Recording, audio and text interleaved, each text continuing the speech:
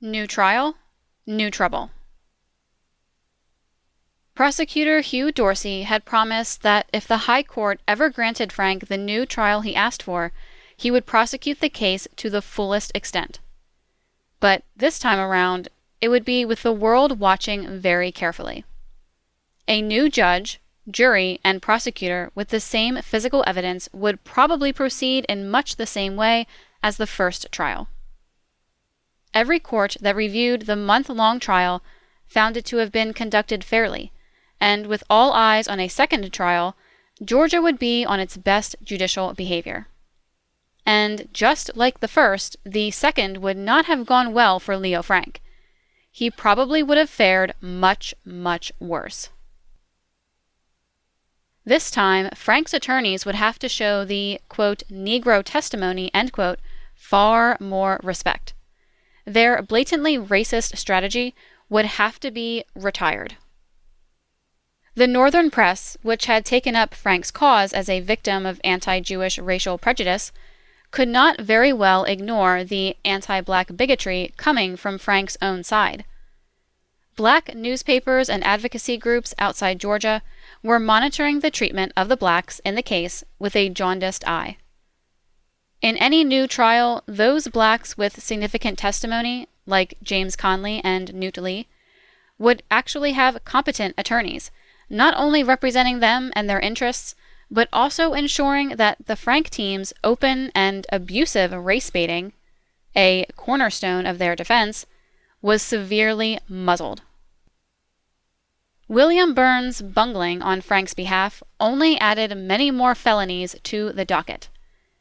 As Lasker later admitted, quote, by God, end quote, Burns, quote, put in, end quote, much, quote, perjured stuff before we finished, end quote.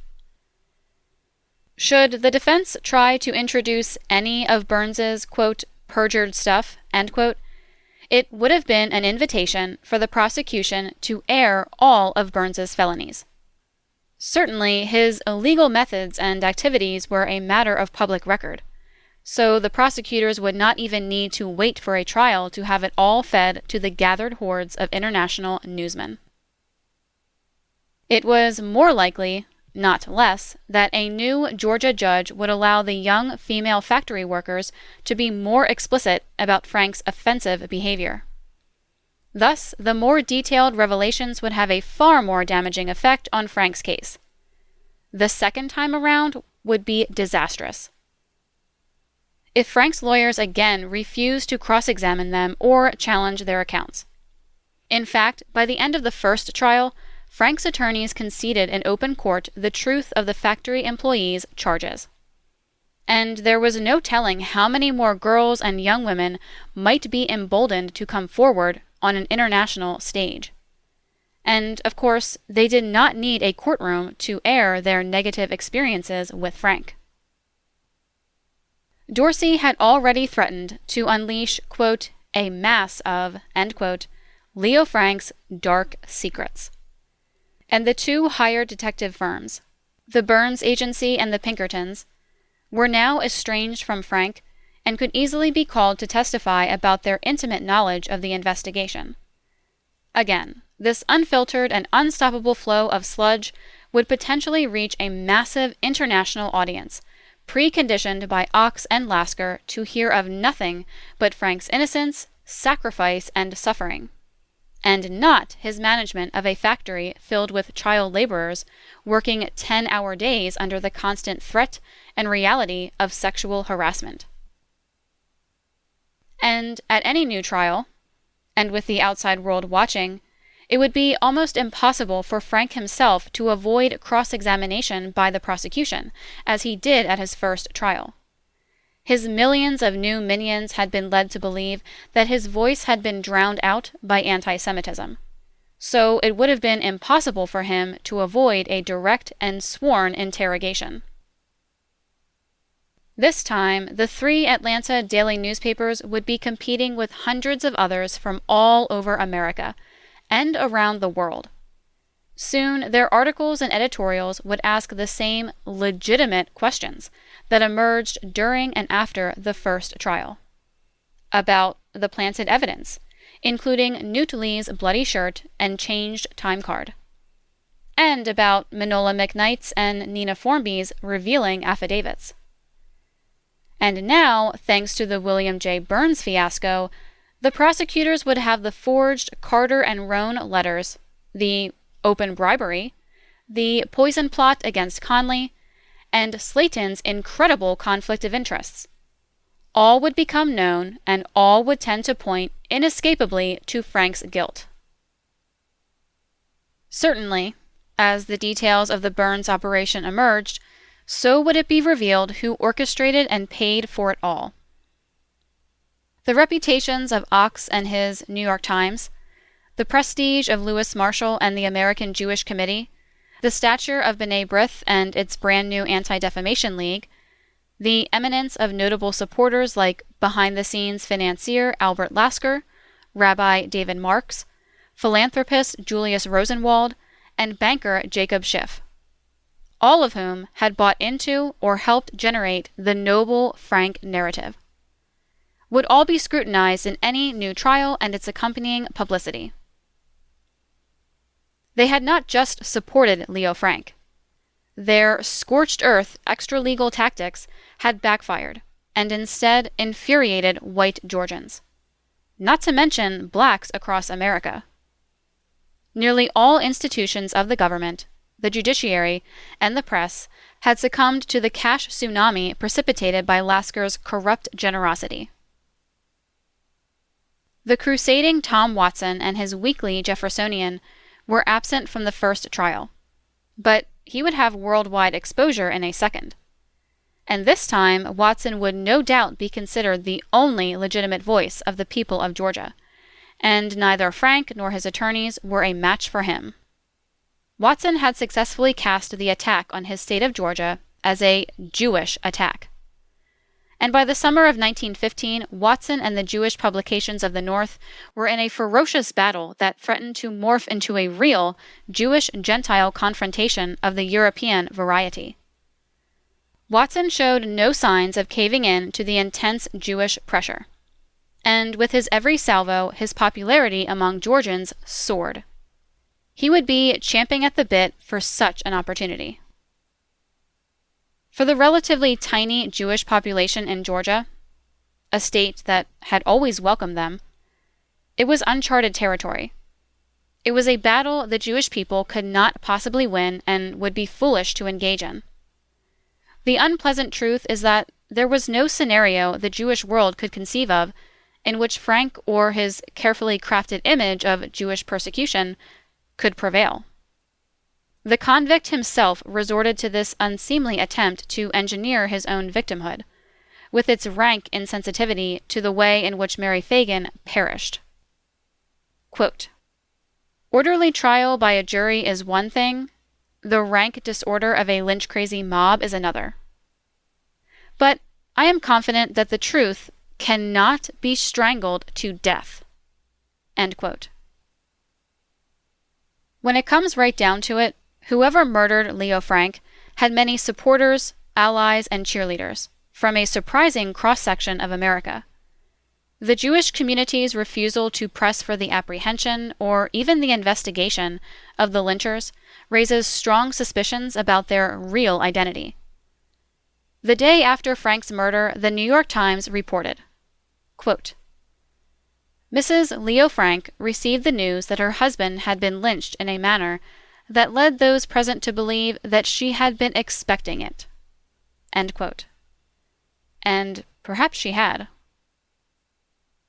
Could it be that the Knights of Mary Fagan was invented out of whole cloth and then planted by the New York Times 2 months before Frank's demise, in order that a Gentile group be set up and made responsible for a future crime?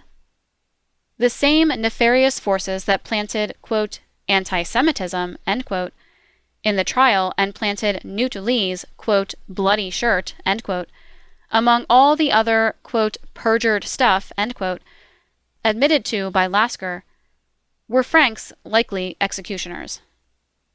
Indeed, If Adolf Ochs and the New York Times, 900 miles away, claimed to know of a murder plot against their new sacred symbol of anti-Semitism, they certainly did nothing to stop it, or to enhance Frank's security, or to alert authorities responsible for his protection. The alleged knights encountered almost no resistance to their operation to abduct the most important prisoner in the world. Steve Oney is considered by many to be the foremost expert on the Leo Frank case, as his research and thesis are accepted by the ADL and other interested pro-Frank Jewish organizations. As he reflected on the lynching, he made an incredible correlation that carries far more weight than he probably intended. Quote, "It's fascinating the way it was planned, the way that 7 or 8 leading citizens of Marietta put it together and delegated authority down the line, and chose a group of lieutenants who actually ran the lynch party. The lieutenants chose the 20 or 30 guys who served as muscle. It was like the raid on Entebbe. It was," end quote, "a, quote, very well-oiled machine," end quote. Operation Entebbe was a hostage rescue mission performed by commandos of the Israeli Defense Force, IDF, at Entebbe Airport in Uganda on July 4, 1976. Oney's reference to it is chillingly appropriate. Leo Frank, as a Jewish symbol, could never exist in the same space and time with Leo Frank, the flawed and repulsive Jewish man. And so the man became as expendable to Jewish elites as he was to Georgian Gentiles. Maybe even more so. That bleak outlook called into play a little-known option that is afforded to Jews in such a predicament. In Hebrew, it is called din Moser, quote, law of the informer, end quote, and din Rodev, quote, law of the pursuer, end quote. And they are concepts found in the Babylonian Talmud. Tractate Sanhedrin, folio 73a.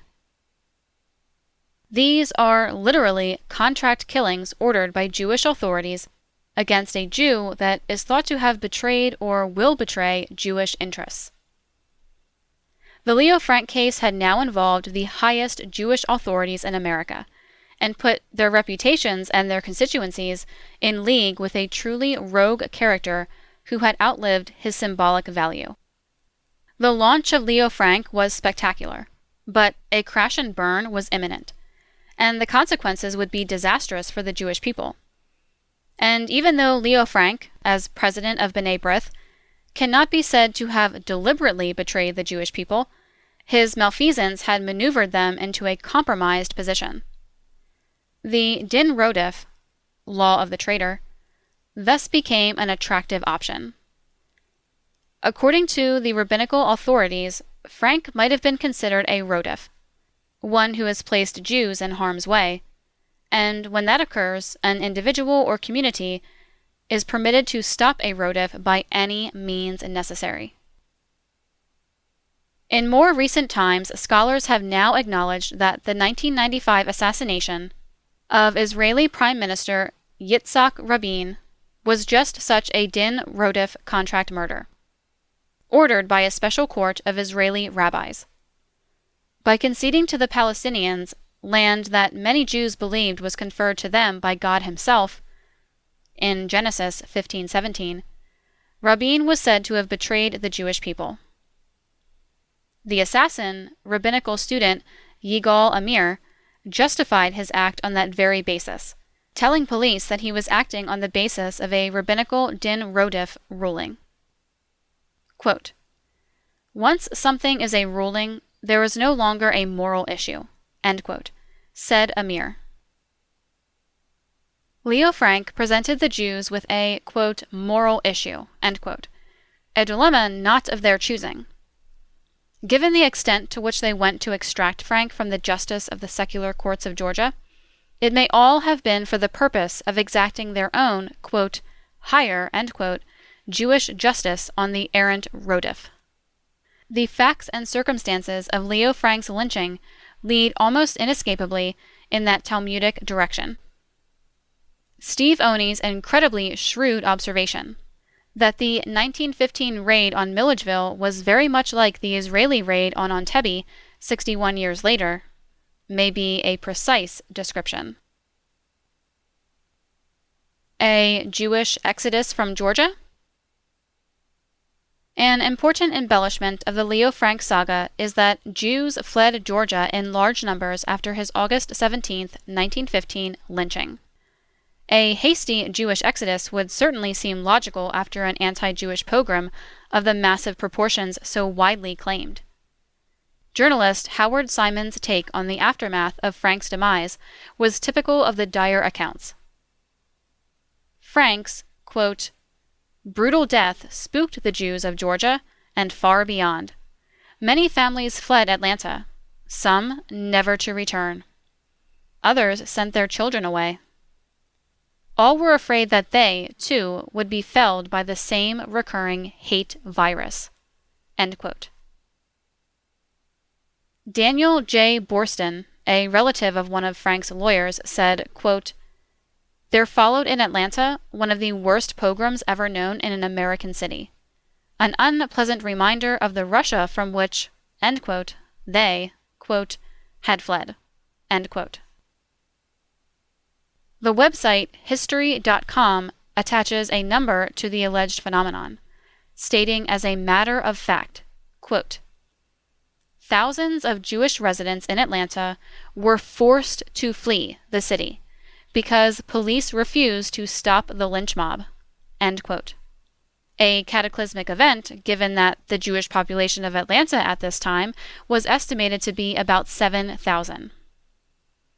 Eli N. Evans, writer of The Provincials, spoke of the grisly lynching of Leo Frank, which, he said, quote, put a pall on Jewish life, inducing half the Jewish population to leave Atlanta. End quote. Fear, he asserted, spread throughout the South. Had such a mass flight occurred, it would have been the second mass Jewish exodus from Georgia, the first being in 1740. The English colonial rulers had banned slavery from the colony, a ban that triggered an exodus of both Christians and Jews until only 3 Jewish families were left in Georgia. The Jews left the colony, according to Rabbi Dr. Jacob Rader Marcus, because, quote, Negro slavery was prohibited, the liquor traffic was forbidden, end quote. Jewish winemaker Abraham DeLyon said he left for, quote, the want of Negroes, whereas his white servants cost him more than he was able to afford, end quote. It was not until 1749 that Georgia permitted slavery, and that is when Jews returned en masse to stay. By 1771, half of Georgia's 30,000 population were black slaves. And while that slave-based Jewish exodus from colonial Georgia has been well documented, the Leo Frank-based exodus may be as unprovable as the conjured cries of, quote, hang the Jew, end quote. As can be gleaned from the many reports, notices, ads, and articles in the daily press, Frank's April 1913 arrest and August 1913 conviction for the murder of the Gentile Mary Fagan caused no distraction in the social, religious, or business life of the Jewish community, and no disruption of their relationships with their Gentile neighbors and customers. A few months after Frank's trial and conviction, Jewish merchant M. Rich heralded his company's 1913 Christmas sales, which would necessarily involve Christian Gentile customers, saying the volume, quote, was more than satisfactory, end quote. Essig Brothers reported that, quote, business was great, end quote. And Jacob's Pharmacy said extra employees were needed to handle the holiday rush. One might expect the many Jewish businesses in Georgia to face collapse and ruin in the aftermath of the Frank trial. The front page of the January 4, 1914 issue of the Atlanta Journal reports that the Marcus Loeb Company built a brand new 42,000 square foot building for its manufacturing operations and its, quote, 300 operators, End quote. That same issue reported that the Hirsch brothers had joined forces to combine their grocery and tobacco businesses. Louis Hirsch claimed that 1913 generated the, quote, largest sales of any year, end quote, in his 14-year career. He expected 1914 to be, quote, unusually successful, end quote, in Atlanta. Next to that story was a photograph of the entire sales force of the Rosenfeld Company, with all their names listed underneath. They had just enjoyed, quote, one of the jolliest affairs ever held at Atlanta's Standard Club, end quote, the foremost Jewish social club in the South. The dinner, quote, was in celebration of the close of a successful year, end quote, 1913, quote, for the company, end quote, which supplied home furnishing goods throughout the South. The newspapers reported on the burial of J.W. Hirschfeld, which was attended by his brethren of the Free Sons of Israel, and Frank's own clergyman, Rabbi David Marks, just 6 months after the guilty verdict. The Journal announced that a large audience had heard a lecture on, quote, Judaism within and without, end quote, delivered by, quote, the unusually gifted, end quote, Dr. H. Yude. Noted cartoonist and humorist Rube Goldberg actually came into Atlanta for an appearance, and the Journal headline of January 5, 1914 announced, quote, Goldberg ready to uncork barrels of fun, end quote. Goldberg's cartoons were featured prominently in nearly every issue of that paper, and often on the front page, sometimes on the very same pages covering news of the Leo Frank affair. When Goldberg arrived, the paper reported, quote, the sun shone a little brighter, end quote, and, quote, the Negro porter's face was cracked 2 feet wide, where his mouth should have been. He, end quote, Goldberg, quote, will also be wined and dined by the newspaper fraternity and given the glad hand everywhere, for if there is one fellow genuinely and universally popular, it is Rube, and we want him to know it, end quote. In none of these cases was there any mention of anti-Jewish sentiment or trepidation about, quote, anti-Semitism, end quote, among the Jews themselves. Apparently, no Jews had fled, were fleeing, or were planning to flee from Atlanta. Miss Marian Goldsmith hosted a, quote, beautiful spring luncheon, end quote, with cakes, flowers, and fruit baskets at her Peachtree Street home. She wore, quote, a beautiful morning toilet, end quote, costume, quote, of blue taffeta and mullein, end quote, not your standard refugee attire. To top it off, in March of 1914, less than a year after the murder of Mary Fagan, and while their leader, Leo Frank, sat in a prison cell on death row, the Grand Lodge of B'nai B'rith held its 40th convention, attracting to Atlanta 70, quote, of the most prominent Hebrews, end quote, and their friends and families from all over the South. In his well-received address, Mayor Woodward expressed his friendship to the Jews and pledged, quote, to assist the order in any way possible, end quote, according to the Atlanta Journal report. So, the 1913 trial and conviction of Frank produced no exodus. But the case dragged on for 2 more years, culminating in the lynching of Leo Frank on August 17, 1915. And here again, little evidence supports the shocking tales of Jewish trauma and suffering. Quite the contrary, the pro-Frank Atlanta Journal reported in its August 29th edition that the Marietta police actually added 15 officers to its ranks after the lynching because officials had received letters from supporters of Leo Frank, quote, threatening various sorts of vengeance because Frank was lynched, end quote.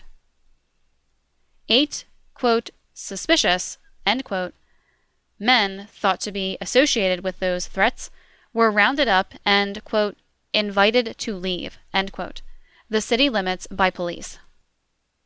The report did not disclose the men's religious affiliation. The only Frank-related violence appears to be the episode when a Jewish store owner named Joseph Sokolow struck and wounded a man named James Lee, who had shown a photo of Frank's lynched body in the store. If any Jewish family or enterprise should have faced the wrath of a bloodthirsty anti-Semitic mob, it was the Montagues, who owned the National Pencil Company, where the murder of Mary Fagan occurred. They were seen as having countenanced an unsafe environment, where teenage Gentile girls were in constant sexual peril from their employer, whom the Montagues had installed and seemed to be protecting at all costs. But this item nevertheless appeared in the Atlanta Journal just 33 days after Frank's lynching. Quote, "The firm," end quote, Montague Brothers, quote, "reports that its mail orders are still coming in large quantities, and that indications are that the people of the country are needing goods and needing them at once." End quote. All the Atlanta dailies were filled with advertisements from Jewish-owned businesses, without fail or interruption. None of them chose to use their paid space in the newspapers to make any statement at all about the, quote, "injustice," end quote, they faced as Jews, or to simply withdraw their ads or close their accounts in protest. Atlanta Journal's post-lynching view of Jewish life. In the weeks and months following the August 17th lynching of Leo Frank, the social and business pages of the Atlanta Journal newspaper show a Jewish community at ease and involved in Georgia's social life and community affairs. August 1915. The week after Frank's murder, the Goldsteins announced the December wedding of their daughter Bess to Ralph Lipman, to be held in Atlanta. The United Hebrew School invited the public to a, quote, "musical program," end quote, held at the Jewish Educational Alliance building, which was to be addressed by, quote, "the rabbis of the various synagogues of the city," end quote. This notice was positioned next to a large ad for Jacob's Pharmacy. September 1915. Will and Mac Hirschberg returned to Atlanta from a successful sales trip through North Carolina. An article on the same page that matter-of-factly reported a Tennessee lynching of a black man trumpeted the fact that Albert Greenberg, quote, "the most popularly known prescriptionist in the state of Georgia," end quote, would be joining the staff at Jacob's Pharmacy, where he would no doubt, quote, "make a friend of every man he meets," end quote. The paper reported that the H.L. Singer Company had increased its delivery facilities to handle increased orders. J.M. Frankel, the, quote, "swell social leader," end quote, of the Rosenfeld Company, had just returned from California. According to the Journal, quote, "he declares he had the best time of his life and saw marvelous things," end quote. Mr. L.R. Lebsky came back to Atlanta and to his job at Rosenfeld, quote, "after a pleasant vacation," end quote, of fishing and swimming. The Atlanta Zionist Society announced that its music program would be held at the Jewish Educational Alliance. Harry Edison announced that he would open a new, quote, "cut rate," end quote, shoe store. The Journal informed Atlanta that all the synagogues in the city were preparing for Rosh Hashanah, and it listed the other Jewish holidays that would soon be celebrated in Atlanta. On September 7th, the paper reported that Joe Jacobs came to Athens and gave a banquet for his boyhood friends. The Jews announced that their sermons for the Jewish New Year would be a call for peace in the world and a fundraiser for their brethren overseas. Jews in prison were excused from labor on the Jewish holiday and pastored to by Leo Frank's own rabbi, David Marks. The local Atlanta election, it was found, fell on a Jewish holiday, and so an effort was made to change the Atlanta law, not the Jewish law, to enable Jews to vote. and Jews were respectfully asked by the fire commissioner to be careful with their use of candles during the holiday celebrations. Hundreds of employees of Rich's department store, the largest Jewish business in Atlanta, were pictured in the September 19th issue of the Atlanta Journal. Also, the Atlanta Zionist Organization held its third annual Sukkot dance. October 1915. A. W. Rosenfeld reported a positive business outlook and planned to double the size of one of his window shade making divisions.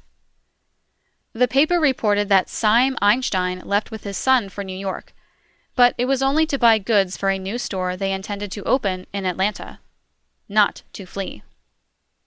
Cotton magnate Oscar Elsas felt comfortable enough with Atlanta's court system that he used it to file a lawsuit against another Jew, Nathan Wolfe, for $2,000 in damages for an auto accident he said was Mrs. Wolfe's fault. Jacob's Pharmacy, the Jewish business that Leo Frank said he visited on the day of the murder, reported that it was setting sales records for the drug Tanlac at its 11 Atlanta stores. The paper noted that Rabbi Haman Solomon of the Washington Street Synagogue, quote, will deliver an interesting sermon, end quote, on the subject, quote, why some people commit treason, end quote. November 1915. The Journal reported that E. M. Hirschberg was reappointed for the fourth time to be the editor of the Macon County Citizen newspaper. Rich's hired a, quote, corset, end quote, expert from Chicago to help Southern women obtain the proper fit.